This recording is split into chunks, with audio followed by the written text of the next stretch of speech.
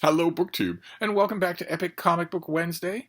This is a world's finest collaboration between Michael K Vaughan and myself, where we combine the forces of stately Vaughan Manor and Hyde Cottage to talk about the comics on which we've wasted our youths. Two very different youths, and I never know what's coming on Epic Comic Book Wednesday, because I horned my way into this event years ago now, so Mike gets to pick what we talk about. And he picked a winner this time around, an uneven winner, but still, he is embroiled right now on his channel, as you know, if you watch his channel. I'm assuming everyone who watches this channel watches his channel. He has many, many, many, many reading projects. I don't know why he adds more of them, but he does constantly add more of them. And one of his reading projects is to read every issue of Marvel Comics Thor in 2024. This is the year 2020 Thor for him. We started at the beginning in Journey into Mystery and is just working his way forward. Every single Thor story. On one level, I can understand this because Thor is my favorite Marvel character. He's a great Marvel character. He's not just, hey, there's a guy and a gimmick. Instead, he's a whole world. He's a whole story, which is what you want. You want that in a character. To me, that is more interesting than, hey, a guy finds a ring. Or, hey, a guy can make himself the size of a penny. But on another level, a decision like that is opening you up to reading a whole bunch of really, really bad comics. In fact, that whole endeavor, 2020 Thor, really underscores something that is at the heart of Epic Comic Book Wednesday. Epic Comic Book Wednesday started as a celebration of Marvel Comics' Epic Collection line, their paperback reprint line, where the volumes are numbered, but the numbers are not issued in numerical sequence. It's not an orderly progression at all, like the Marvel Masterworks series is. Instead, the Epic collections can jump around. I don't know exactly what the reasoning was at the Marvel editorial offices for that, but it allows two things. That the steady progression of the Marvel Masterworks series, and I'm not sure that Marvel Masterworks are done anymore. If they must be coming close to their end. But that steady progression, we're going to just volume by volume move forward in time chronologically. The Epic collections are freed from that restriction, and that allows them to do two things that the Masterworks volumes can't do. One is to throw emphasis onto something for non-comic book reasons.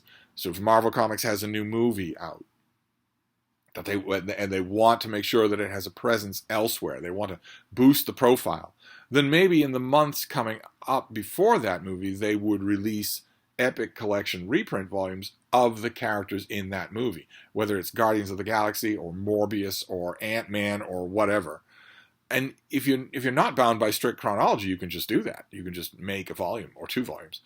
And another thing that approach allows is that it can concentrate on runs, which is a concept we brought up on Epic Comic Book Wednesday many times before. Michael and I are basically talking to each other in these videos. Not many people watch these videos. But the whole idea of a run is when you're just going along with a comic, a superhero comic of some kind or other, the X-Men or Daredevil or whatever, and then you get a new writer, oftentimes a new artist as well, and they take that same comic. They're not revamping anything, not killing any characters, but they take that title in a new direction. They breathe new life into it, and suddenly, back in the days when people bought Marvel Comics on the newsstand or at comic book shops, suddenly it was something you couldn't miss, where before you had been willing to miss it. We use Daredevil as a stereotypical example.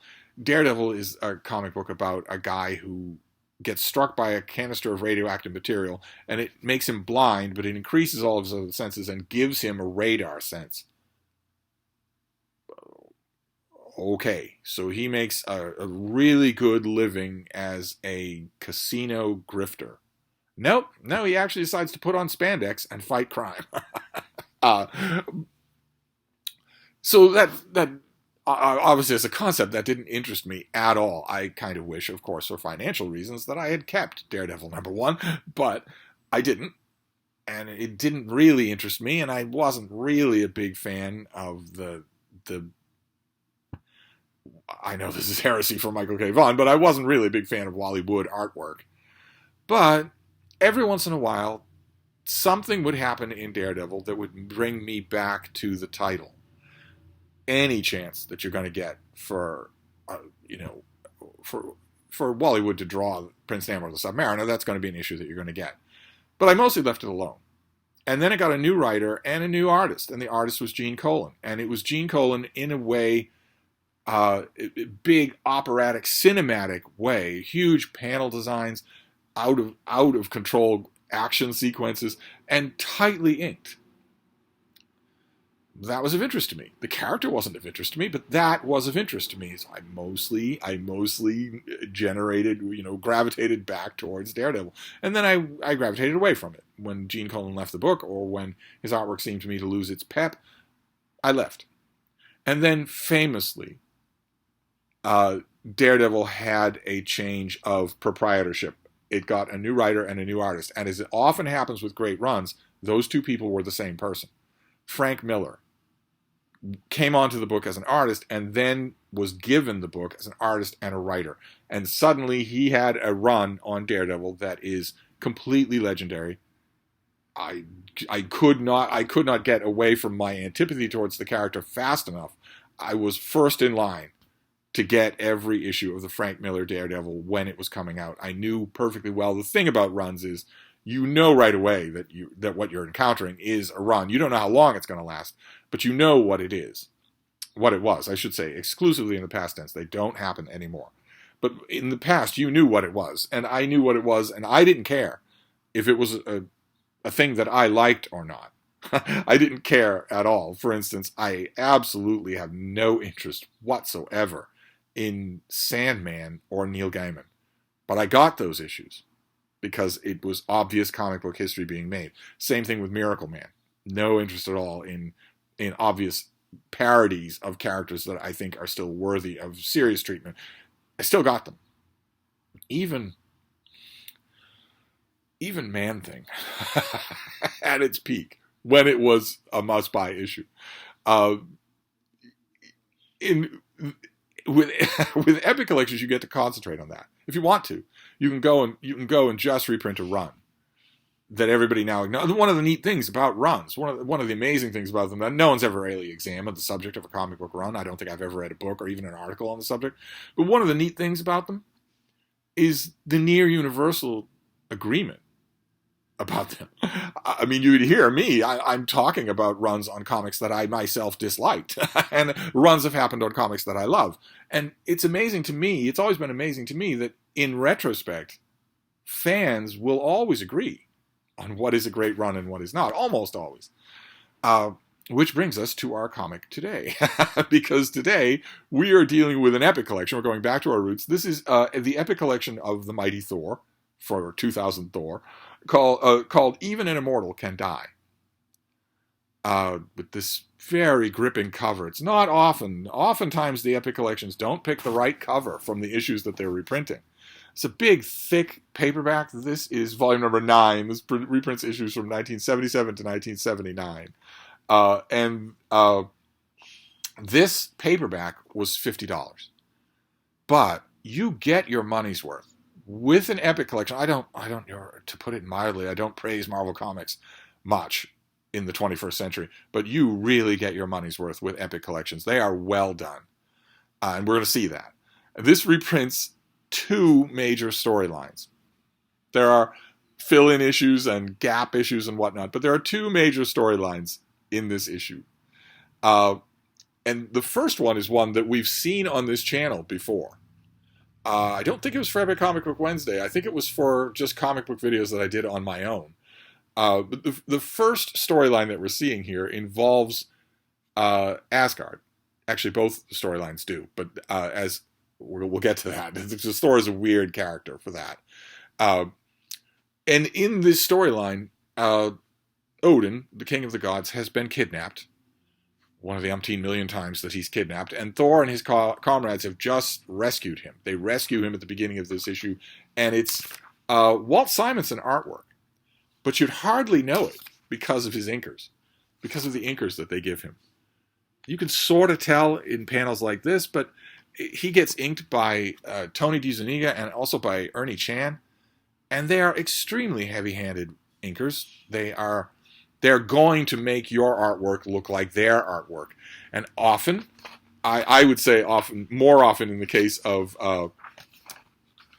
Ernie Chan than Tony DeZuniga, but I know that opinions can vary on that. More often than not, that's going to be a good thing. More often than not, like for instance, if you in the 1970s, if you've got a Conan issue and John Buscema is the artist, John Buscema is a great comic book artist, but let's say that's the 5th comic book that he's drawing this month, and so for Conan, this issue, it's a bridge issue between 2 major events. It's not all that important. I would love it if I could just do breakdowns for this, so not details and not backgrounds. Well, then you want Ernie Chan, because he'll come in and make it all look great. It won't look much like John Buscema, but it won't be a wasted issue. But that's the reason that you would want that, and the reason why that would be a good outcome is because you're not getting any of Buscema's own natural artistic flair in that issue anyway. He's not able to do more than just the basics. That's not so good when you've got an artist who does have individual flair and is willing to show it, because then Ernie Chan is going to make it look a lot like Ernie Chan. And same thing with DeZuniga. You're still going to get amazing visuals like this. Look at that. That is incredible. And Walt Simonson keeps that up throughout here. The combination of the names Thor and Walt Simonson is going to be making comic book fans think about something. Another epic run. If Frank Miller's run on Daredevil is signature, there are a few signature runs. I'd say probably 10. In the whole history of Marvel Comics, for instance, only 10. There are all sorts of others, but there are 10 that are towering. There are 10 that anybody can agree on. The minute you mention comic book runs to a comic book fan of any age, of a certain vintage, they're going to say Frank Miller on Daredevil, and they're also going to say Walt Simonson on Thor. But not this. It's not this that they're talking about. See what I mean? That's a splash panel that is drawn by Walt Simonson, but that is entirely Ernie Chan. It's entirely his details, his kind of artwork. Not that that's not a bad thing, but it's not what you're here for, so to speak. But this was look at this. This is all just Ernie Chan. It's guided by Walt Simonson, but he's laying a heavy hand on this. This storyline is not the storyline that people think of when they think of Walt Simonson on Thor. This is the previous one. Our Asgardian heroes, they are in their spaceship, the Space Jammer. They rescue Odin, the king of the gods, and he's really weak. And they bring him back to Asgard. And there's a problem. Odin has to go to sleep right away. He has to go into the Odin sleep to regenerate his energies.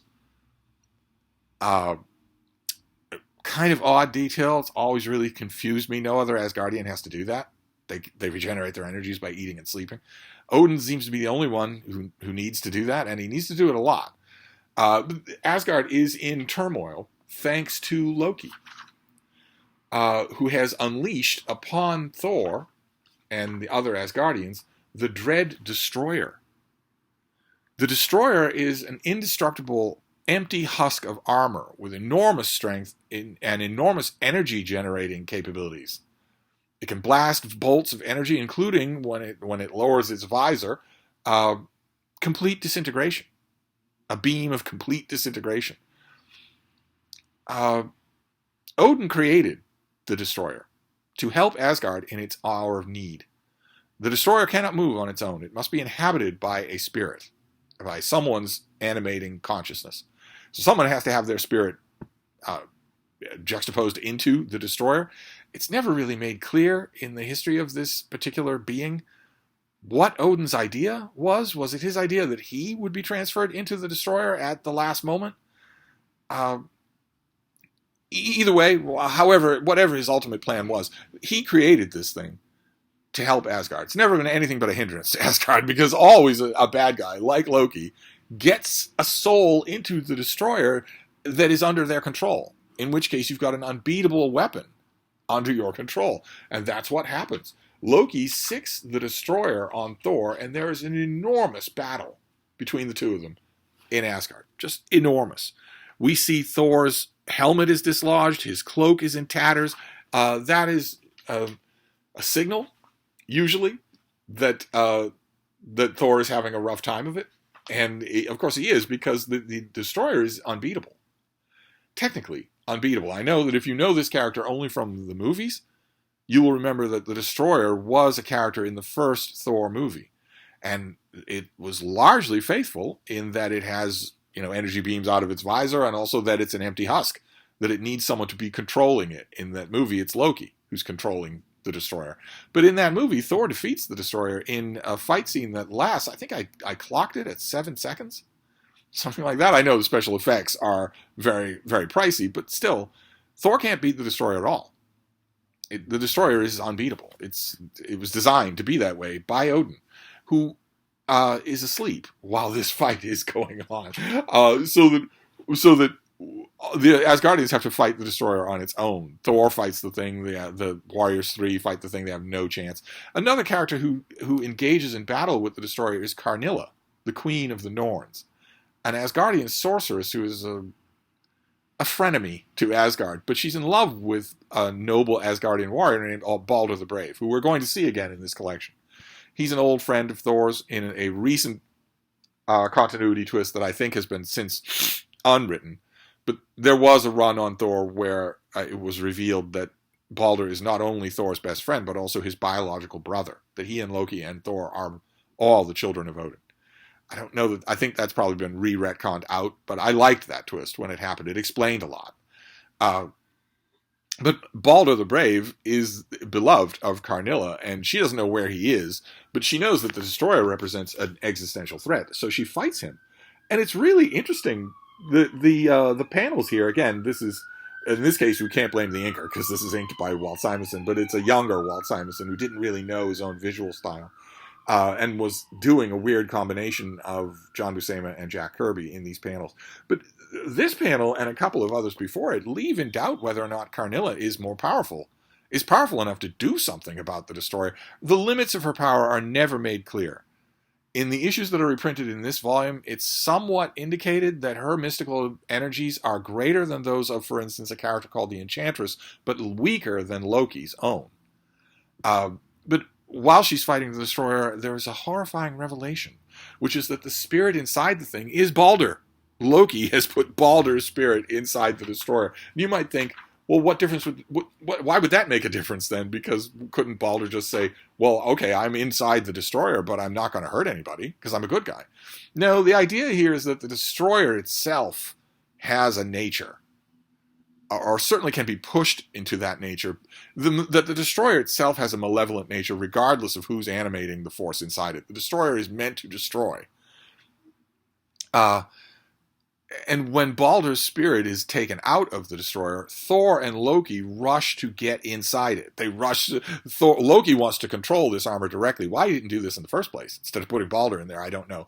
But he wants to control the armor directly because that would give him the destroyer's power. And Thor wants to stop him.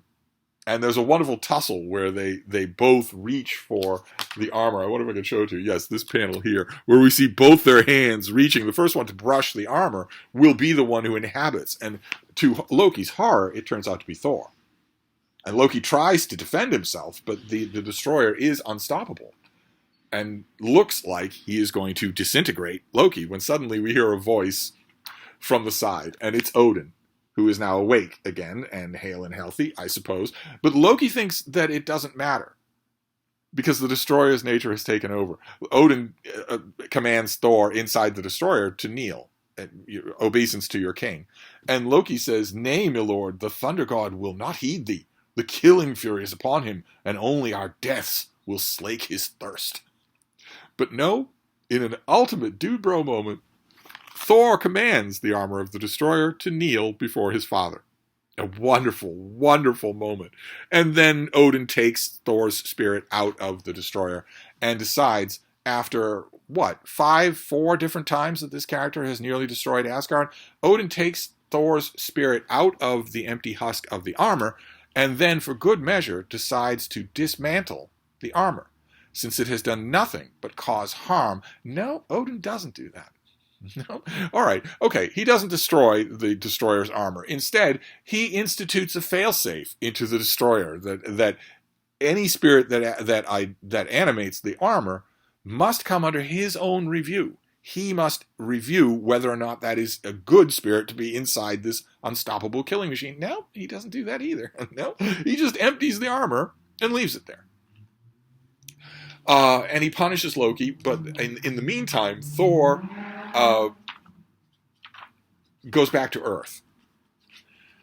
Because, as I mentioned, this is the odd part of Thor as a character, is that he is this cosmic being fighting battles at the edge of the known universe or in the netherverse for all of existence, for the sake of all of existence. And then he goes to Earth and fights bad guys, bank robbers. In the issues that we're dealing with here, he fights a no-name villain called Damocles, and then he fights the Stilt Man, who can be defeated by Daredevil. He is a petty thief who has a mechanized stilt body and stilt legs. So if you trip him, you've defeated him. And then he fights Blastar, a third-rate Fantastic Four villain who can generate blasts of energy. Thor would have no problem with it would take him less than a second. For Pete's sakes, we just saw him defeating or fighting the Destroyer to a standstill. He fights these gigantic Asgardian menaces all the time. Then he goes to Earth and fights supervillains. It's utterly ridiculous. But we still see this. We see him fighting Damocles and the Stilt Man and then Blastar. It's utterly ridiculous. It requires the writer and Walt Simonson, the artist, although you'd barely know it. It requires them to do all sorts of stuff, all sorts of gimmickry with, for instance, Thor's involuntary transformation back to his lame civilian identity, Donald Blake, or you've blinded me, where am I, or what, all these stupid gimmicks, when in reality, this character is not supposed to be fighting supervillains. And that whole Earth interlude is wrapped up with a big panel by Walt Simonson. It's so heavily inked by Tony DeZuniga that you can hardly tell, where Thor is happily flying towards us and ignoring a legitimate cosmic threat, because somehow Earth has been transported closer to the sun than the planet Mercury and is about to be destroyed. And Thor doesn't seem to care. And we never get anything more of that. That is not what the sun looks like on Earth, ever. That is not what the sun looks like. But anyway, then we get a change of hands. Roy Thomas takes over as a writer, and we get... he teams up with John Buscema, and John Buscema is inked by Tom Palmer, which ought to be great. That ought to be great news. When that happens in Conan, for instance, at the same time, Conan the Barbarian, that is cause for celebration. I have never understood what's going on in these issues. This issue right here starts what is going to be an arc. It's going to be a really good run on the issue. Roy Thomas and John Buscema could hardly not be.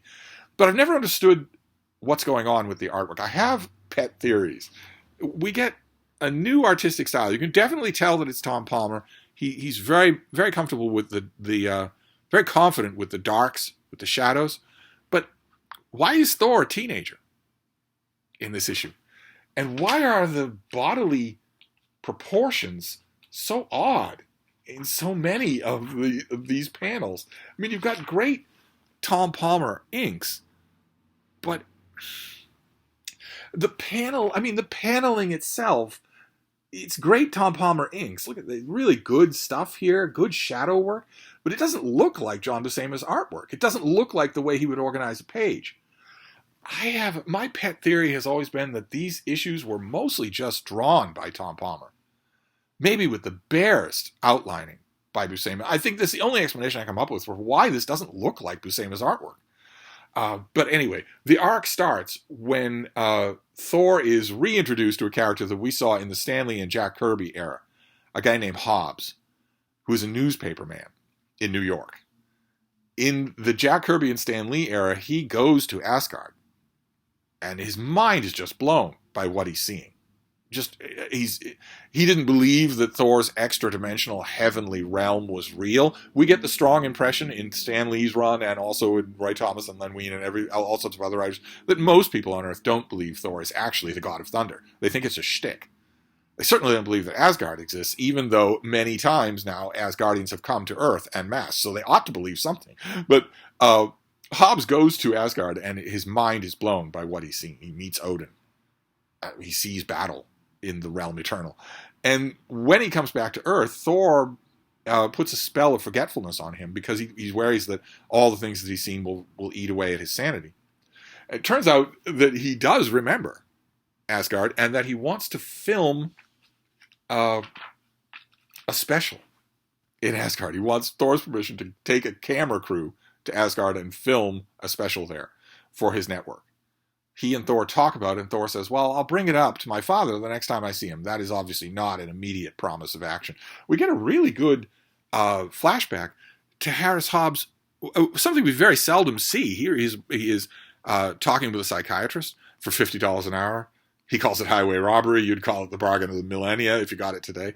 We see him, though, he wakes up screaming from nightmares. We almost never see that in the old days of Marvel Comics. We almost never see the individual personal after effects for ordinary people dealing with these extraordinary characters. Here we do. And Harris Hobbs feels like he's been put off. But a mysterious stranger approaches him and says that he can facilitate Hobbs getting to Asgard.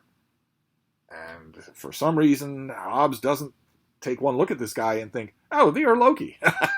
He doesn't think that at all. Instead, the work is set in motion for him to sneak his way into Asgard. Before we get there, we get a neat little moment, a moment that I've always loved. When I got this issue originally, this was the cover.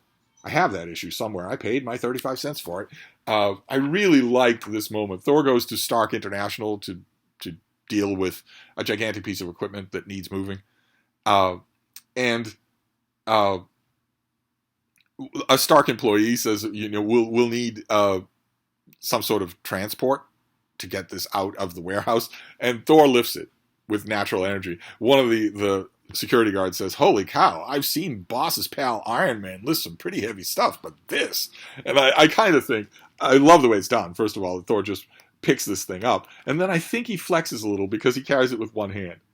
After that, as heavy as it is, he carries it with one hand. I always like little bits like that show us that Thor is actually in Marvel Comics. It's sort of in a class on his own when it comes to strength. He's certainly not in Iron Man's class of strength. But it turns out that component, which he brings to Asgard for safekeeping, is housing Hobbs and his crew. They have been hiding inside that device. And Loki makes his appearance and says that he wants the crew here to immortalize the destruction of Asgard, the end of the gods, Ragnarok, which is from Norse mythology. Here he has this panel. I can see Buscema, sketching. Even here, it seems like something's a little off about it, but Loki is foretelling Ragnarok. That's a mythological concept. Comes up a lot in the Stan Lee era, but very lightly dealt with. During the Stan Lee era, you have this character, Thor. He wears polka dots. He's clean-shaven. He's blonde. Odin, the king of the gods, has 2 eyes. A lot of the other little details is Stan Lee felt free to mess around with them and felt free to let Jack Kirby give them a sci-fi type atmosphere. And many, many earnest young fans wrote in. One of them was a young Roy Thomas, who was, by this point, infatuated with mythology, and wrote in long treatise letters, most of them too long to be printed, about what actual Norse mythology says about these characters.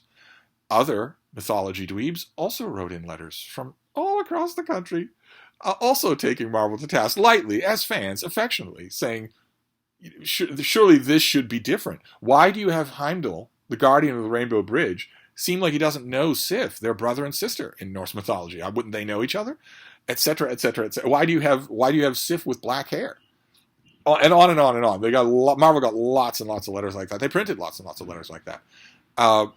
And you flash forward decades, Roy Thomas gets his nerd's revenge because he gets to re-mythologize his Thor book, to bring it more in line with Norse mythology, in which Ragnarok is the ultimate threat, and the gods know that it's coming.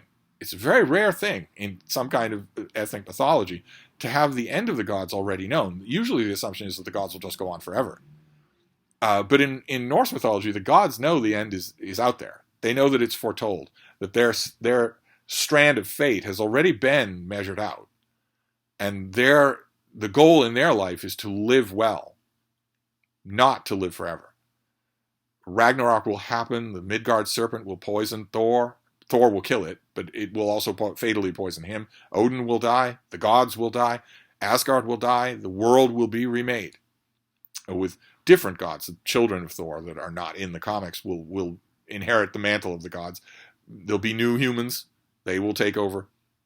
That's always out in the periphery, but here Roy Thomas wants to play with the idea, what if Ragnarok really happened? And there are some precursors to Ragnarok. There are some things that you know that is it coming. One is something that in Norse mythology is called the Fimbulwinter, which is an endless winter that just seems to go on forever and ever without a summer or a spring. But another sign of Ragnarok is the death of Balder, the character that we met earlier, the wonderful Prince Balder, who in Norse mythology, in one story in the Eddas,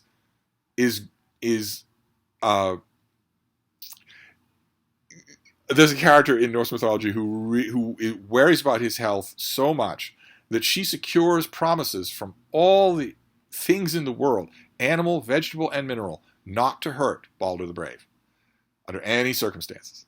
And everything promises her that, except mistletoe. Mistletoe does not promise her that. And in the myth, Balder knows that he's invulnerable, so he makes sport of people throwing weapons at him, attacking him with weapons, because he knows they can't hurt him. They're not going to hurt him. Until finally, someone puts a mistletoe on an arrow, and it kills him.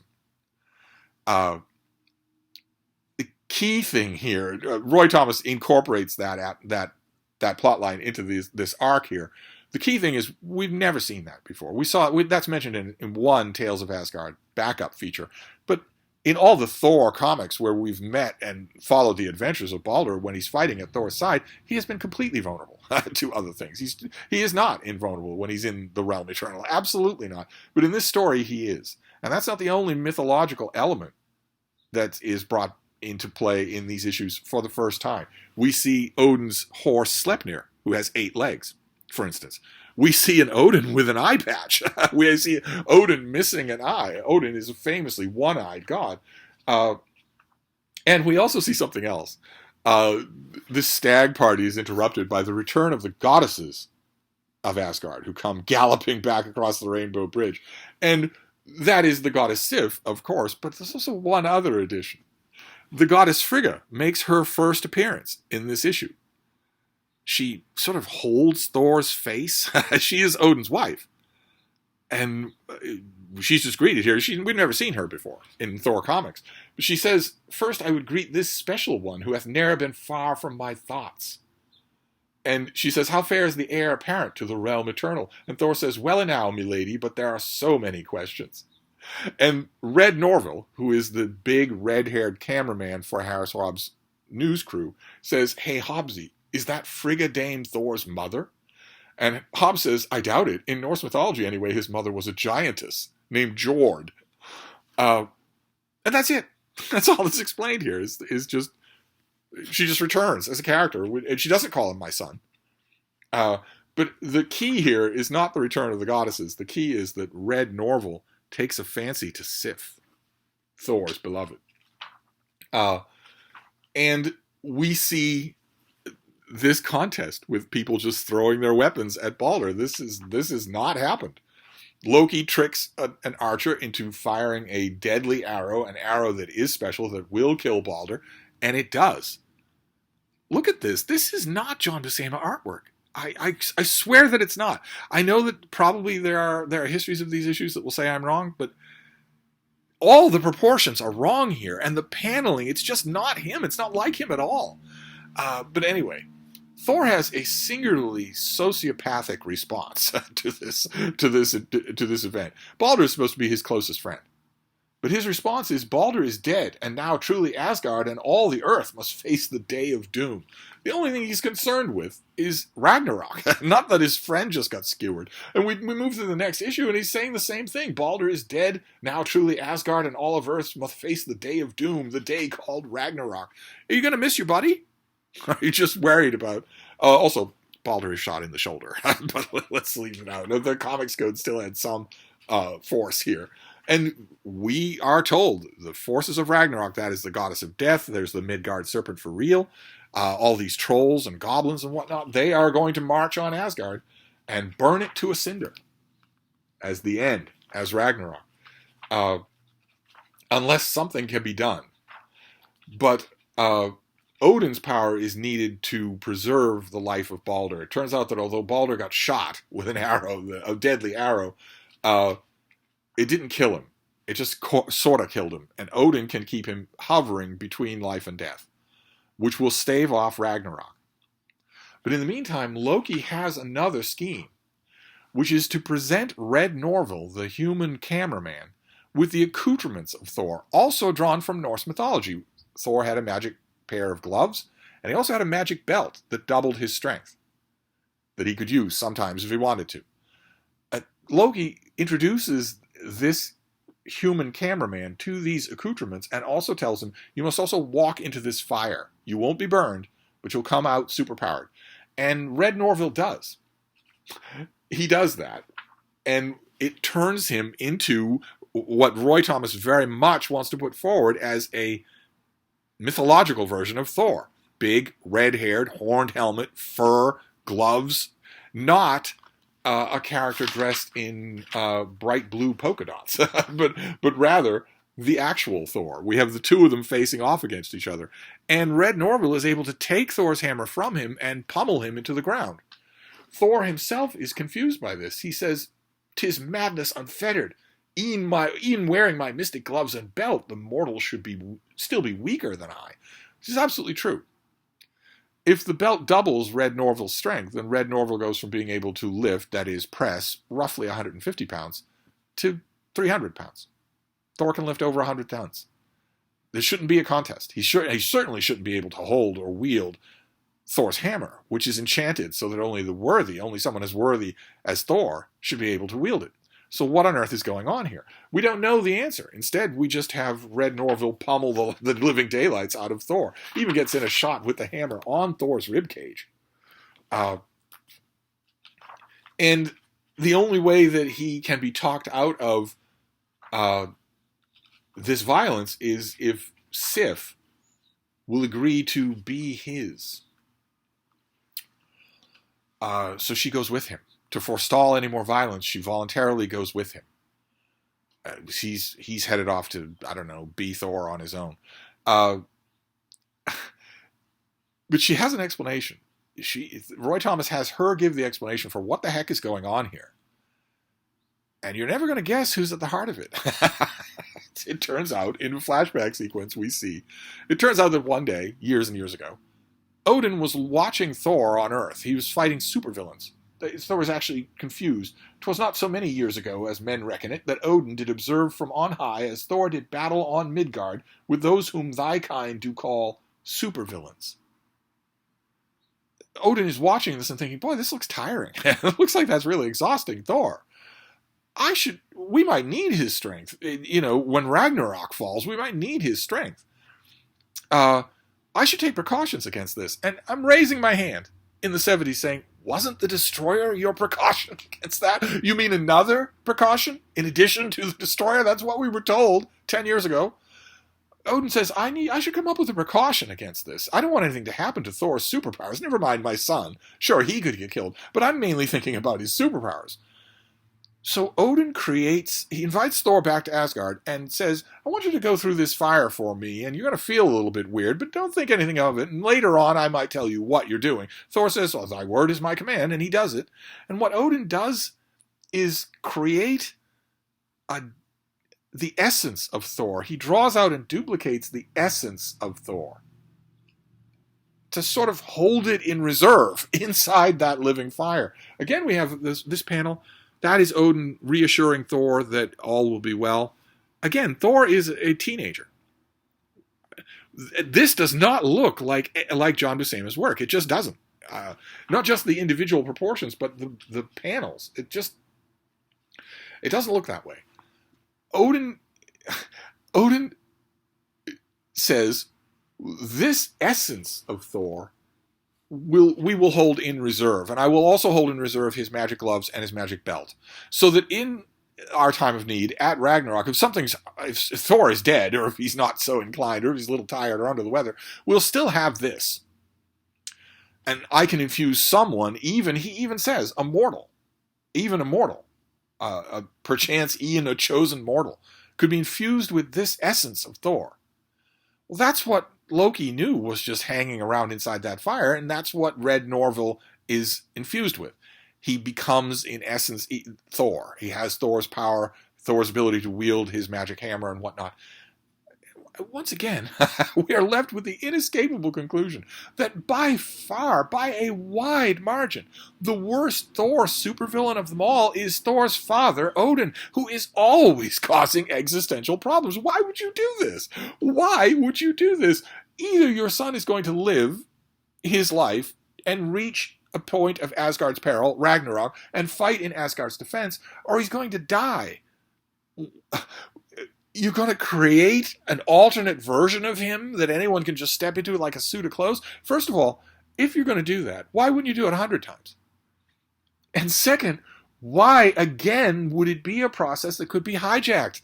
Just like the Destroyer. Why wouldn't you, while you're at it, why wouldn't you build in a safeguard so that a loser like Red Norval can't become Thor and beat the stuffing out of your only son? Why wouldn't you do that when you're doing that?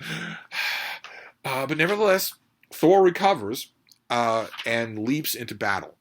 But the run does not recover because in the next issue, John Buscema's artwork, if we're going to call it that, suddenly goes from Tom Palmer, who I'm not saying that Tom Palmer is bad as an artist. I'm not saying that it's weird to see him doing whatever he's doing to Buscema's breakdowns in these issues, but he's also a superb artist in his own right, a superb artisan, a great inker. So if Buscema is going to gives him, the basics, it's going to be in good hands. That process is going to work with everybody. And then the next issue, the issue that concludes this run, it's handed over to Chick Stone. And it suddenly becomes Saturday morning cartoon type stuff that it lacks. And what's up, baby? Huh? What's up? You want to come down here? Huh? Here we go. Oh, from the realm eternal. There we go. Oh.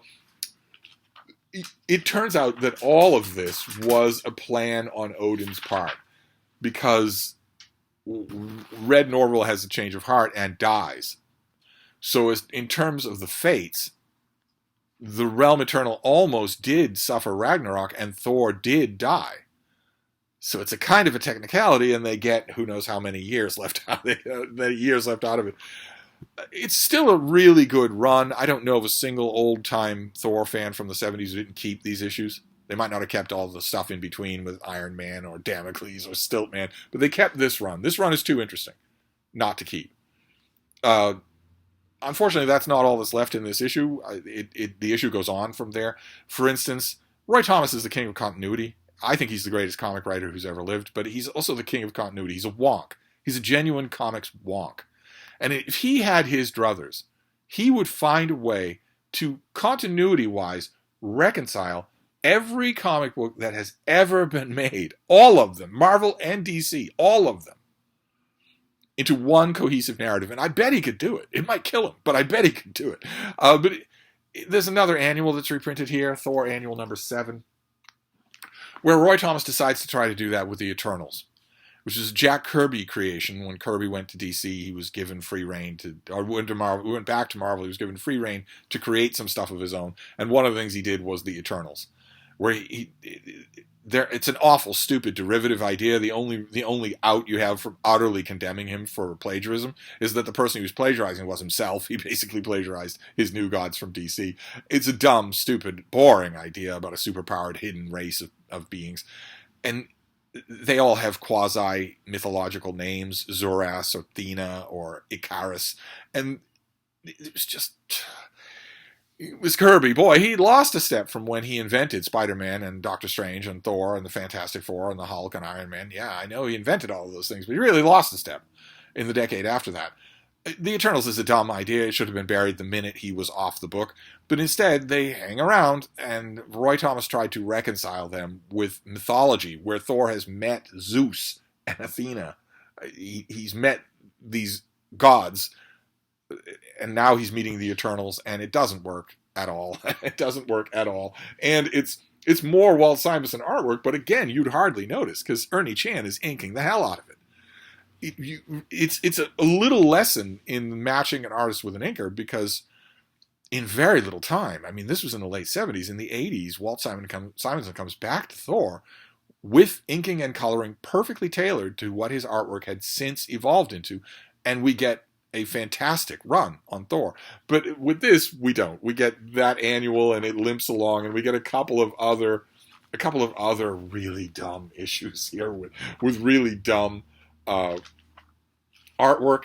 And there is also for comic book fans, there are really old time comic book aficionados. There is artwork at the end of this graphic novel by Wayne Boring, the legendary Superman artist, who here does, I don't know if he did any more comic book artwork after this, but in the late 70s he did a couple of issues of Thor.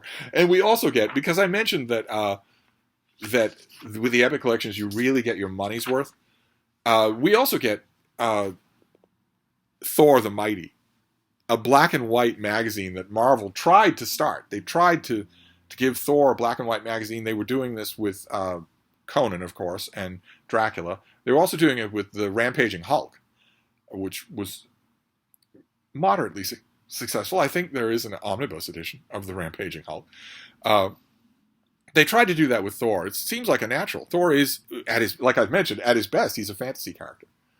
I don't remember what happened to my issue of Thor the Mighty, but I remember being really, really upset about it at the time, for the same reason that I brought up, the inker. This is all just basically a masterclass in inkers, because the main story, that was a frontispiece for Thor the Mighty. And I don't know, if you know your comics art really well from a bygone era, you will recognize right away that that's Jim Starlin. But in this issue, it's Jim Starlin inked by Tony DeZuniga. And he takes Jim Starlin, for those of you who don't, of course no one's watching this but Mike, but those of you who don't know your comics history, Jim Starlin is a great comic book artist with a very distinctive style, just like Walt Simonson. And that is not going to matter to an Ernie Chan or a Tony DeZuniga. They're going to get those pages and just say, all right, what can I do to fix this? Instead of sitting back and saying, oh, I don't want to fix this. I want to bring out its strengths, but I don't want to just level it. And so we get, I mean, this is Jim Starlin artwork, but you'd never in a million years know it. Never in a million years would you know it. So this brought all that back to me, which was a little bit annoying. There's also a backup feature with, I believe, Hercules. Yes, there's a Hercules backup feature here as well. And we get editorials, and a ton of in-house ads are reprinted. That's what I meant when I said that with Epic collections, you really get your money's worth. You get all kinds of thoughtfully chosen extras. The people who are involved in crafting the Epic collection line must simply not even work in the same building as the people who put out Marvel's monthly and weekly comic books. They must not even know each other, not even talk to each other on the elevator. Because this is a kind of craftsmanship and care that once defined the comic book industry. So, terrific. An absolutely terrific choice. Uneven, of course. You see Walt Simonson drawing Thor, you automatically think about his run on Thor, which tellingly has never been in an Epic collection. I don't quite know why it'd be. Of course, it would sell out. It'd become instantly collectible. Maybe Marvel is worried that if they put the Simonson run in, it would be 3 Epic collections, people will just buy those and they won't get any big hardcover omnibus or any anniversary things or anything like that. I don't think that the Frank Miller run on Daredevil has ever been in an Epic collection. I don't think the John Byrne run on the Fantastic Four has ever been in an Epic collection.